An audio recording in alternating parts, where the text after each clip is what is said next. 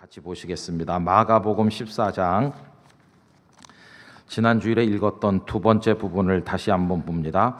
66절에서 72절 14장 66절에서 72절 한 절씩 교독하겠습니다. 베드로는 아래 뜰에 있더니 대제사장의 여종 하나가 와서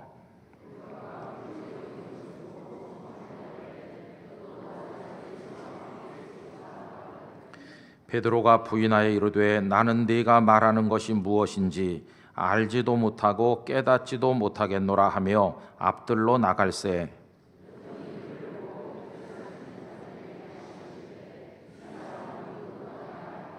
또 부인하더라. 조금 후에 곁에 서 있는 사람들이 다시 베드로에게 말하되 너도 갈릴리 사람이니 참으로 그 도당이니라.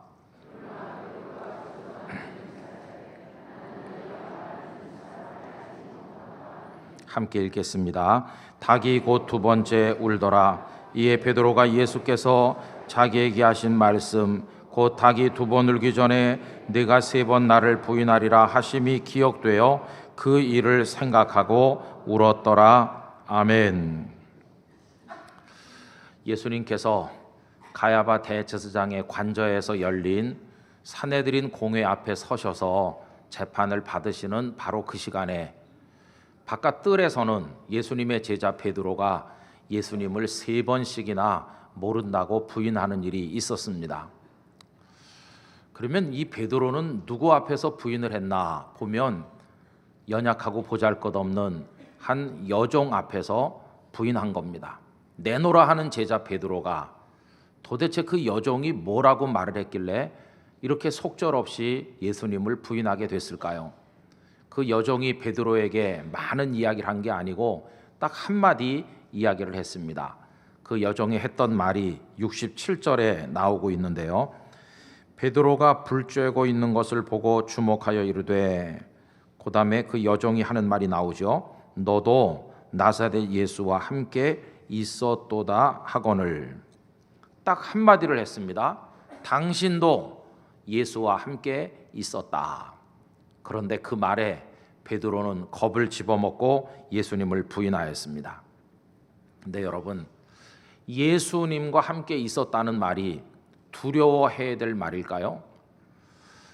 여러분, 사실 가만히 생각을 해보면 우리 그리스도인의 입장에 있어서 누군가 우리에게 당신은 아무리 봐도 예수님과 함께 있는 사람이 틀림없어요, 이렇게 말하면 두려워할 말이 아니라 기뻐해야 될 말인 것입니다. 아, 내가 예수님과 함께 있는 것으로 보이는구나. 여러분, 예수님께서 이 제자들을 부르신 목적 자체가 무엇입니까? 당신과 함께 있자고 부르신 것입니다. 그 내용이 마가복음 3장 13절 14절에 나오는데 우리 화면을 보면서 다 같이 읽어보실까요? 산에 오르사 자기가 원하는 자들을 부르시니 나아온지라. 이에 12를 세우셨으니 이는 자기와 함께 있게 하시고. 아멘. 병든 자를 고치고 복음을 증거하는 여러 가지 사명을 맡기셨지만 그 이전에 제일 먼저 말씀하신 것이 이리 와라, 내 제자가 되라, 나와 함께 있자, 이렇게 부르신 것입니다. 그러므로 예수님과 함께 있었다는 말은 두려워해야 될 말이 아니라 사실은 예수님의 제자다움이 드러나는 기뻐해야 될 말이었었던 것을 우리가 생각하게 됩니다. 여러분, 함께 있다는 게 뭘까요? 여기 함께라고 번역된 그 전치사 메타는 어떤 물건이 어떤 물건 속에, 어떤 사람이 어떤 사람 속에 이렇게 소속되어 부속되어 있다는 상태를 말하는 것입니다. 여러분, 요즘에 복고풍이 다시 유행한다고 하는데 아마 드라마 탓인 것 같기도 합니다. 그래서 단팥빵이 다시 유행한다고 그러죠. 단팥빵이 무엇과 무엇으로 이루어져 있습니까? 밀가루 반죽으로 만든 그 바깥에 빵 부분이 있고 그 속에 단팥이 또 들어있잖아요. 근데 이게 같이 있지를 않고 따로 있어서 단팥은 저기 한 덩어리 있고 그 밀가루로 만든 부분은 이쪽에 떨어져 있다면 이건 단팥빵이라고 말하지 않을 것입니다. 그냥 빵이고 그냥 단팥일 뿐이죠. 그런데 이 빵과 단팥이 결합을 해가지고 둘러싸고 그 안에 들어있고 함께 있음으로 인하여 맛있는 단팥빵이 되는 거 아니겠습니까? 그와 비슷한 원리로 우리가 예수님을 믿는다고 할 때 예수님께서 우리 안에 계시고 우리가 예수님 안에 있음으로 인하여 예수님과 우리 사이에 신비롭고도 아름다운 하나됨, 연합이 이루어지게 되는 것입니다. 이게 바로 함께 있는 것입니다. 여러분, 바로 이 점에 있어서 우리 기독교 신앙은 어떤 다른 종교의 신앙과는 완전히 다르다 하는 것을 알 수가 있겠습니다. 언젠가 중국의 운남성에 가서 보니까 많은 집집마다 들어가는 입구에 신당을 이렇게 만들어 놨어요. 이렇게 조그만 것도 있고요, 아니면 제법 대문짝만하게 큰 것도 있습니다. 어떤 사람들은 대문 입구에, 어떤 사람들은 집 안에 방 입구에다가 그걸 설치해 놨어요. 형형색색의 다양한 컬러로 만들었는데 주로 붉은 계통 색깔이 많아요. 그리고 그 한복판에는 자기들이 섬긴다고 하는 신상을 떡하니 세워놨는데 불상도 있고, 또 혹은 삼국지에 유비의 결의 형제인 관운장을 섬기는 사람들도 있어서 관운장의 모습을 만들어 놓기도 하고, 티베트 지역에서 소수민족에게 흘러들어온 뭐 다양한 종류의 정체불명의 신상들을 거기다 세워놨어요. 어떻게 하는가 가만히 보니까요, 집안에 있다가 바깥으로 나갈 때 그 앞을 통과하게 되면 긴 향을 거기다 꼽아가지고 향불을 피우면서 이렇게 손을 모으고, 또 나가서 볼일 보고 돌아다니다가 돌아올 때 또 그 앞에서 향을 사르고 또 이렇게 하고, 온 집안에 그 향내가 그냥 잔뜩 배어 있어요. 그 모습을 보면서 그럼 나갈 때 다녀오겠습니다 인사하고, 갔다 와서 다녀왔습니다 인사하는 것과 비슷하지 않습니까? 그럼 나가 다니는 동안에는 저들은 저들의 신들과 함께 하는 것인가? 그게 아니라는 것이, 그 신상은 그냥 거기 맨날 가만히 있어요. 그들을 따라서 움직이는 것도 아니고 그들이 가는 곳에 동행하는 것도 아니고 그냥 거기 있을 뿐이에요. 여러분, 그게 우상을 숭배하는 것입니다. 그러나 우리 구주 예수님은 그런 우상과는 판이하게 근본적으로 다르신 분이십니다. 그분은 우리가 예배당 안에 앉아 있을 때 이 자리에 지금 당연히 우리와 함께 계신 중이시고요, 우리가 예배를 마치고 나가도 함께 계시고, 우리가 길을 가든지 무엇을 하든지 심지어 정신없이 골아떨어져 자는 중에도 우리와 같이 계시는 주님이십니다. 주님은 어느 때나 어디서나 우리와 함께 계시는 그런 주님이신 것입니다. 그게 예수님과 함께 하는 겁니다. 그리고 여러분, 이 여종이나 또 그 옆에 있던 다른 사람들이 베드로에게 했던 말이 또 있죠. 그게 뭐냐 하면 그 도당이다 하는 말입니다. 여러분, 오늘 말씀 69절 70절 보세요. 여종이 그를 보고 곁에 서 있는 자들에게 다시 이르되 이 사람은 그 도당이라 하되 또 부인하더라. 조금 후에 곁에 서 있는 사람들이 다시 베드로에게 말하되 너도 갈릴리 사람이니 참으로 그 도당이니라. 여러분, 그 도당이라는 이 대목을 현대인의 성경이라든지 또 공동번역 아니면 새번역 성경에서는 한패 이렇게 번역해서 한패다 이렇게. 이 그 도당은 에크아우톤이라고 하는 전치사에다가 대명사가 하나 붙은 건데요, 정확하게 풀이를 하면 그들 중 하나 그런 뜻입니다. 이제 그들이라고 하는 많은 사람들의 무리가 있는데 그들 중에 소속되어 있는 한 사람, 그런 뜻이죠. 영어 성경들 보면 one of them이라고 그렇게 말씀되어 있어요. 그러니까 예수님과 함께 하는 사람들이 베드로 혼자만 있는 건 아닙니다. 다른 제자들도 예수님과 함께 있었고 함께 있기를 원했고, 많은 여인들과 많은 사람들이 예수님을 사랑해서 함께 있기를 원하지 않았어요. 그런 사람들이 많이 있고 베드로는 그 중에 한 명이다 하는 것입니다. 여러분, 오늘날도 마찬가지예요. 예수님과 함께 있었고 있고 있기를 원하는 사람들이 많이 있고, 그 공동체, 그걸 구분해 가지고 우리는 특별하게 교회라고 부르는 것입니다. 이 세상에는 두 종류의 집단이 있다고 할 수 있어요. 예수님과 함께 있기를 원하는 사람들, 아니면 세상의 어둠의 영 사탄과 함께 있기를 즐기는 사람들, 이렇게 둘로 나눌 수 있어요. 이런 이분법적인 구분에 관해서 시편 1편에 보면 잘 말씀을 하고 있습니다. 그러므로 악인들은 심판을 견디지 못하며 죄인들이, 이렇게 나오는데 악인들, 죄인들, 그 많은 다수가 한 그룹을 형성하는 것이고, 그 다음에 보면 의인들의 모임에 들지 못하리로다. 이 의인들의 모임, 이 의인이라는 개념은 죄를 조금도 짓지 않았다는 뜻이라기보다 하나님을 사랑하고 주님과 함께 있기를 원하는 사람들을 말하는데, 이 의인들의 모임이 결국은 교회라고 할 수 있습니다. 그래서 여러분, 교회는 세상의 그 어떤 모임과는 구별돼야 되고 또 구별됩니다. 어떤 면에서? 주님과 함께 있기를 원한다는 면에서. 그리고 그 교회에 소속되어 있는 그들 중에 하나라 불리는 저와 여러분 각자도 세상과 구별되는데, 어떤 면에서? 주님과 함께 있기를 원한다는 점에서 그렇다는 것입니다. 그래서 베드로를 보고 예수님과 함께 있었던 그 도당이라고 말한 것이라면, 저와 여러분도 다 그 도당이라 불려 마땅한 사람인 줄로 믿습니다. 여러분, 지금 우리 혼자 있지 아니하고 우리 곁에 많은 성도들이 같이 있잖아요. 우리가 지금 한 무리를 형성하고 있죠. 이게 교회인 것이고, 그리고 놀라운 사실은 지금 이 자리에 주님께서 같이 계시다는 것이, 제가 말씀을 전하는 이 자리에 예수님이 같이 계시고, 여러분의 앉은 자리, 여러분의 마음속에 예수님께서 영으로 오셔서 지금 우리와 함께 계신 중입니다. 이 공동체는 거룩한 교회인 것입니다.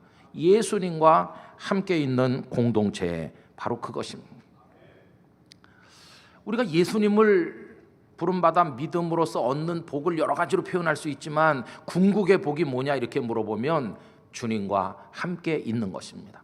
바로 그 복을 주시기 위해서 예수님, 하나님이신 그분이 사람의 몸을 입고 이 땅에 오셨어요. 이걸 극명하게 보여주는 것이 마태복음입니다. 그 양부 요셉에게 천사가 나타나서 예수님을 이제 어떻게 데려오게 될 것인지, 마리아를 데려와 예수님을 낳게 될 것인지 그 얘기를 할 때 이사야서 7장 14절을 인용하면서 놀라운 사실을 요셉에게 말해주지 않습니까? 마태복음 1장 22절 23절 다 같이 읽겠습니다. 이 모든 일이 된 것은 주께서 선지자로 하신 말씀을 이루려 하심이니, 이르시되 보라, 처녀가 잉태하여 아들을 낳을 것이요 그의 이름을 임마누엘이라 하리라 하셨으니, 이를 번역한즉 하나님이 우리와 함께 계시다 함이라. 할렐루야. 그래서 그분이 거기 계시지 아니하고 우리와 함께 있으시기 위해서 이 땅에 사람의 몸이라고 하는 굴레를 덮어 쓰시고 오셨다, 이렇게 선언하고 있는 것입니다. 그래서 우리와 함께. 그리고 여러분, 이 마태복음이 끄트머리가 어떻게 끝나나요? 맨 끝에 28장 20절에도 똑같은 말씀으로 마태복음이 종결되고 있는데, 다 같이 읽어보겠습니다. 내가 너희에게 분부한 모든 것을 가르쳐 지키게 하라. 볼지어다 내가 세상 끝날까지 너희와 항상 함께 있으리라 하시니라. 아멘. 이 말씀의 축복을 얻으시기를 기원합니다. 그러니까 마태복음 28장이 있는데 시작하는 1장에서 우리와 함께 계신다고 말씀하더니 끝나는 28장 맨 끝에서 너희와 항상 함께 있을 거라고. 그래서 주님이 우리와 함께, 이게 주께서 우리에게 주시는 놀랍고도 큰 은혜인 것입니다. 여러분, 주님과 함께라고 하는 이 표상은 천국을 나타내는 징표이기도 해요. 어디든지 주님과 함께 있는 곳은 천국이 되는 것입니다. 여러분, 우리가 왜 천국을 사모합니까? 천국이 왜 좋습니까? 유리바다가 있고 진주문이 있고 뭐 보석 박힌 건물이 있고, 여러분 세상에도 유리는 많고 보석은 많이 있어요. 그래서 천국이 천국인 것이 아니라 그 결정적 핵심은 삼위일체 하나님께서 우리와 함께 계시기 때문이에요. 그게 천국이 천국 되게 하는 핵심적 요소인 것이에요. 그래서 요한계시록 21장 3절을 다 같이 읽어봅니다. 내가 들으니 보좌에서 큰 음성이 나서 이르되 보라, 하나님의 장막이 사람들과 함께 있음에 하나님이 그들과 함께 계시리니 그들은 하나님의 백성이 되고 하나님은 친히 그들과 함께 계셔서. 아멘. 계속 함께 이렇게 말씀하고 있지 않습니까? 그러니까 우리가 이 땅에 사는 동안에 어렵고 힘들고 고단하고 초막이든 궁궐이든 다양한 변화 속에 살지만 주님과 함께 사는 한 그 자리가 천국처럼 바뀌는 것이, 그리고 궁극적으로는 그 천국에서 주와 더불어 함께하는 삶에 오늘 이 자리에 앉은 분들 한 분의 낙오자도 없이 다 들어가게 될 줄로 믿습니다. 그 함께, 여러분, 이 복을 선언받은 한 사람이 누구냐 하면 예수님 옆에 십자가에 매달려 있던 그 불쌍한 강도죠. 강도. 이 사람이 나이가 몇 살이나 됐는지 모르겠어요. 한 30살 넘었는지 아니면 한 50대 된 사람인지 모르지만 그는 평생 누구와 함께 했을까? 안 봐도 뻔하잖아요. 그 같은 동료 강도들과 같이 했겠죠. 다 술병 하나씩 들고 취한 채로 어이 이리 와봐, 여기 앉아봐, 우리 같이 다음번엔 어디 가서 한탕 할지 의논 좀 해보세. 함께 하는 자들이 다 강도고 다 악한 자들인 거예요. 또 누구와 함께 했을까? 그들의 그 부정한 돈을 탐내는 이상한 여자들 아니면 협작꾼들이 비위를 맞추면서 그 사람 곁에 함께 있었겠죠. 그러나 그와 함께 했던 사람들 중 누구도 그를 생명의 길로, 온전한 인생의 길로 인도해 주는 사람 아무도 없었던 것입니다. 함께 하는 사람을 잘못 만난 결과가 뭔가? 그도 태어났을 때 어머니가 젖을 물리면서 하나님의 복을 받고 잘 살기를 기대했을 텐데 그가 끄트머리 거두는 열매는 십자가에 매달려 찢겨 죽는 처참한 결론밖에 그에게 남은 게 없는 것이, 왜? 함께하는 파트너가 잘못됐기 때문이에요. 그는 그 마지막 피 쏟으면서 죽어가는 헐떡거리는 순간에 몇 번 남지 않은 최후의 호흡, 그것만이라도 함께 할 만한 가치가 있는 분과 함께 하기를 원했던 것이, 그리고 보니 옆에 의롭기가 한이 없고 수많은 이들의 눈물을 닦아주고 아픔을 치료해 주던 그분 예수님이 계신 것을 보고 이분과 인생의 마지막 순간을 함께 할 수 있을까? 아마 이 강도도 평소에 예수님 소식을 들었을 거예요. 아니면 먼 발치에서 봤는지도 몰라요. 이분이 어떻게 어렵고 힘든 이들 곁에 함께 계시고 그들과 더불어 사시는지를 아마 보고 들었을 것입니다. 그러나 그는 자기 일당들과 함께 하느라고 예수님과 함께 한 적이 없었던 사람인데 인생의 끝자락에 가서 그분과 함께 있고 싶어서 가슴이 찢어지는 마음으로 애달픈 눈물의 기도를 그가 드리지 않습니까? 여러분, 누가복음 23장 42절, 이르되 예수여 당신의 나라에 임하실 때 나를 기억하소서 하니, 날 좀 기억해 주세요. 너 같은 녀석은 내 곁에서 꺼져라, 나는 너랑은 함께 있지 않겠다, 이렇게 저를 물리치지 마시고 제발 저를 좀 기억해 주세요. 저와 좀 함께 계셔 주시고 저도 당신 곁에 좀 다가올 수 있도록 틈을 좀 열어주세요. 여러분, 그에게 예수님 뭐라고 하시나요? 그 다음 절 다 같이 한번 읽어보겠습니다. 예수께서 이르시되 내가 진실로 네게 이르노니 오늘 내가 나와 함께 낙원에 있으리라 하시니라. 할렐루야. 언젠가 시간이 흘러 저와 여러분도 생을 끝내는 마지막 순간을 맞이하는 그날이 온다면 이 강도가 들었던 오늘 내가 나와 함께 낙원에 있을 거라는 이 말씀 우리도 귓전으로 듣게 되기를 소원합니다. 나와 함께. 그래서 놀랍게도 예수님은 당신의 제자들에게 하신 말씀을 강도에게도 똑같이 말씀하심으로 그를 동등하게 대하셨습니다. 제자들에게도 나와 함께 있자 그러면서 부르신 예수님, 그에게도 오늘 내가 나와 함께 낙원에, 천국으로 영원히 함께 있을 거라고 말씀하셨습니다. 함께 있자고 제자를 부르신 예수님, 그 강도에게도 함께 있자고 함으로 그의 인생의 끝자락이 남아 함께 있을 가치가 있는 그분 곁에 있게 해주신 그 예수님께서 오늘 이 시간에 이 말씀을 통해 우리 땅끝교회 성도들에게도 나와 함께 살자고 말씀하시는 것이, 땅끝교회 성도들, 나랑 같이 살자, 내 곁으로 와라, 나와 같이 숨쉬고 이 땅에서 나와 함께 사는 자에게 천국문이 열린다고 말씀을 하시는 것입니다. 우리 땅끝교회 성도 여러분, 예수님과 함께, 할렐루야, 그런 삶을 살아가시게 되기를 기원합니다. 근데 이제 문제는 뭐냐 하면요, 어떻게 사는 게 예수님과 함께 사는 삶인지 잘 모른다는 게 문제예요. 어렴풋이 알 것 같기도 한데 잘 모르잖아요 우리가. 그래서 평생의 기도 제목, 우리가 늘 추구해야 될 목표가 예수님과 함께 사는 삶이 점점 분명히 깨달아지고 그 체험이 점점 풍성해지고 24시간 모든 순간 예수님과 함께 사는구나, 이 기쁨을 맛볼 수 있는 사람이 되도록 기도하는 거, 그게 필요한 것이에요. 그게 우리의 영적 목표가 되기를 원하고 예수님과 함께하는 삶이 여러분에게 더 진하고 풍성하게 실현되기를 진심으로 축원합니다. 나는 예수님과 함께 사는 게 뭔지 도무지 몰라요. 이렇게 되면 참 영적으로 고단하겠죠. 여러분이 여종이 베드로에게 너도 나사렛 예수와 함께 있었다고 말했을 때 베드로가 뭐라고 대답합니까? 68절입니다. 베드로가 부인하여 이르되 나는 네가 말하는 것이 무엇인지 알지도 못하고 깨닫지도 못하겠노라 하며 앞들로 나갈새. 물론 이 말은 나 예수 몰라요 그런 말인데, 요 글자 하나하나를 뜯어서 읽어보면 이상한 느낌이 들어요. 네가 말하는 거, 이 여자가 뭐라고 말했습니까? 예수님과 함께 있었다 이렇게 말하잖아요. 근데 그 예수님과 함께 있다는 게 나는 뭔지도 모르고 깨닫지도 못한다. 이 규절만 떼서 생각해 보면 오늘 많은 교인들이 교회는 오기도 하고 가기도 하지만 예수님과 함께 사는 삶이 뭔지 나는 경험해 보지 못했어. 나는 알지도 못하고 깨닫지도 못해. 이렇게 대답하는 사람들이 있는 거 아니겠습니까? 여러분, 함께 있다는 게 뭘까요? 물리적으로 말하면 같은 시간에 같은 공간에 있으면 함께 있다고 그래요.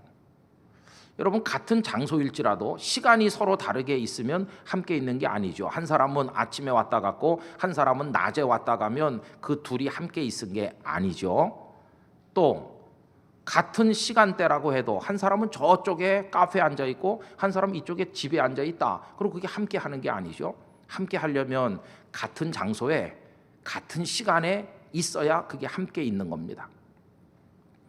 그런데 같은 장소에 같은 시간에 같이 있고 싶어 하는 사람들은 그 속에 뭐가 흐르고 있습니까? 사랑이라는 게 흐르고 있는 거죠. 근데 사랑이 다 식고 끊어지면은 그게 안 되는 거죠. 그래서 이렇게 전화하는데 엄마야, 나야, 네, 빨리 집에 하나? 아빠 집에 들어왔어? 아빠 왔어? 그럼 나 안 가. 이렇게 말하는 집도 있대요. 가출하는 거죠. 아빠랑 같은 시간대 있기 싫다는 거예요. 아빠가 너무너무 싫어서. 애도 문제고 아빠도 문제겠죠. 여러분, 설령 왔다 칩시다. 그래가지고 같은 시간에 같은 집안에 앉아 있어도 우리 알고 있는 말이 또 하나 있죠. 동상이몽이라는 말 알고 있죠. 같은 침대에 누워서 같이 이불 덮고 있어도 꾸는 꿈이 서로 다른 거예요. 이거는 몸만 같이 있는 거지 마음과 마음은 다 토막토막 끊어졌고 영과 영이 서로 따로 있으니까 그거는 함께 있는 게 아니죠. 여러분, 예수님과 함께 있다는 삶은 어떻게 사는 삶일까? 전에도 말씀드렸던 얘기를 한번 해볼게요. 아마 기억하시는 분이 계실 거예요. 그 어떤 FM 라디오 방송을 듣는 중에 애기 엄마가 보낸 사연이라고 그랬죠. 오래전의 얘기죠. 자기 여고 시절에 학교 수업이 일찍 끝났어요. 그래갖고 막 제잘거리면서 신장로 옆에 인도를 따라서 걸어가는데 저 앞에 아버지가 보이는 거예요.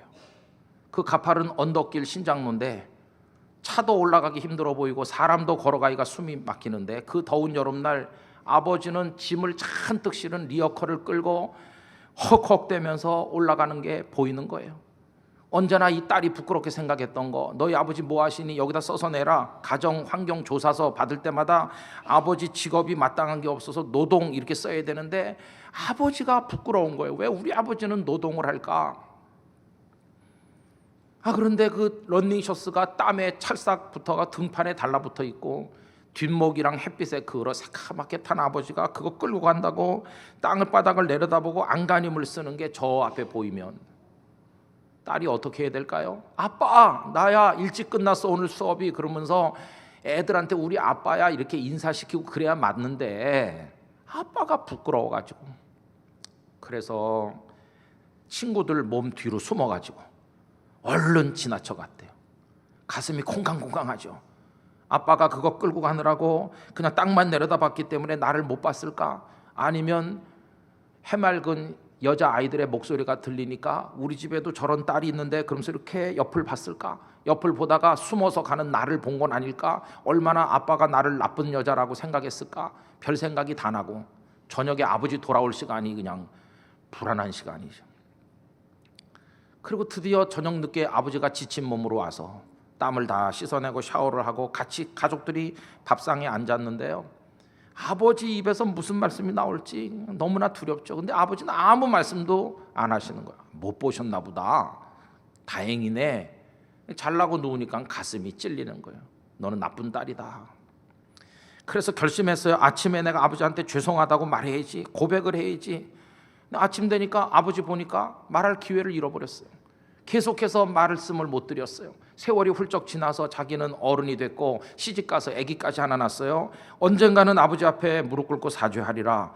근데 친정 아버지는 기다려주지 않고 훌쩍 세상을 떠나 장례식을 끝내고 나니까 아버지에게 평생 그 말 못한 나쁜 딸이라고 하는 가책이 짓눌러서 방송에서라도 내 부끄러운 일을 고백하지 않으면 못 견딜 것 같다는 거예요. 여러분, 그 딸이요, 같은 밥상에 같은 시간에 둘러앉아서 같은 그릇에 반찬을 떠다 먹고 같이 있지만 이 같이 있는 게 아니에요. 아버지는 딸 자식을 위해서 뭐 노동을 하든 뭘 하든 내 몸 부서질 때까지 해서 어떻게 해주려고 하는 사랑의 마음이 있는데, 딸은 그 아버지를 부끄러워하니까 이게 마음과 마음이 이렇게 그게 함께 있는 게 아니죠. 여러분, 이 얘기를 왜 말씀드리냐 하면요, 우리 늘 예수님 하는데 나는 정말 예수님과 함께 사는 건가 이런 생각이 들기 때문이에요. 정말 예수님의 영과 내 영이 연결되어 베드로가 3년 동안 같이 먹고 같이 자고 같이 지내고 하던 것처럼 우리의 전 삶의 모든 부분을 주님과 함께 나누는지, 여러분 그런 삶에 도달하기 위하여 기도하시기를 바랍니다. 예수님과 함께. 지금 여기 본문에서 예수님은 저 안쪽에서 지금 재판을 받으시잖아요. 그리고 베드로는 뜰에 있잖아요. 그 거리가 몇 미터쯤 될까요? 아마 몇십 미터 될지도 몰라요. 그러나 저기 계시다 이렇게 눈으로 보일 정도의 거리에 떨어져 있죠. 그럼 이 베드로는요, 겟세마네 동산에서 따로 떨어진 이후로 자기는 예수님과 같이 있지 않다고 생각하는지도 몰라요. 지금 예수님은 재판받느라고 정신 없으실 거야. 그때 막 사람들이 예수님께 삿대질하고 거짓 증인들이 나타나서 막 예수님을 공격하고 정신없는 상황이잖아요. 이제 따로 있는 것처럼 보이죠. 그런데 여러분, 놀라운 것은 그 재판을 받으시는 와중에서조차도, 그리고 심지어는 그 제자가 당신을 부인하는 그 순간에도 예수님은 저기 계시고 베드로는 여기 있고 있었던 게 아니라 주님의 영은 베드로 속에 계셨다는 것이. 그래서 베드로가 내 제자가 시험을 받고 있구나, 부인하겠구나, 이걸 다 한 번 부인했네, 두 번 부인했네 보고 계신 거예요. 그와 따로 계신 게 아니라 주님의 영은 그 속에 같이 계셨어요. 그가 세 번째 부인했을 때 예수님께서요 돌아보셨다는 거예요. 이 앞에서 제사장들 뭐 공회회원들 별소리 다 하는데 주님의 마음은 온통 저 제자에게 가 있는 거예요. 이 가슴 아픈 대목을 누가복음이 기록하고 있습니다. 22장 60절 이하를 보면 이래요. 베드로가 이르되 이 사람아, 나는 네가 하는 말을 알지 못하노라고 아직 말하고 있을 때에 닭이 곧 울더라. 그 다음에 뭐라고 그랬어요? 주께서 돌이켜 베드로를 보시니. 지금 정신없이 재판받으시는 중인데 어떻게 저기 있는 베드로가 부인하는 걸 예수님 아시고 그때 딱 돌아보셨을까요? 주님의 마음은 베드로 속에 계셨다는 것을 알 수 있어요. 여러분, 주님은요, 우리가 심지어 넘어지고 쓰러지고 주님을 모른다고 말하는 순간에까지도 우리와 함께 계신 분이세요.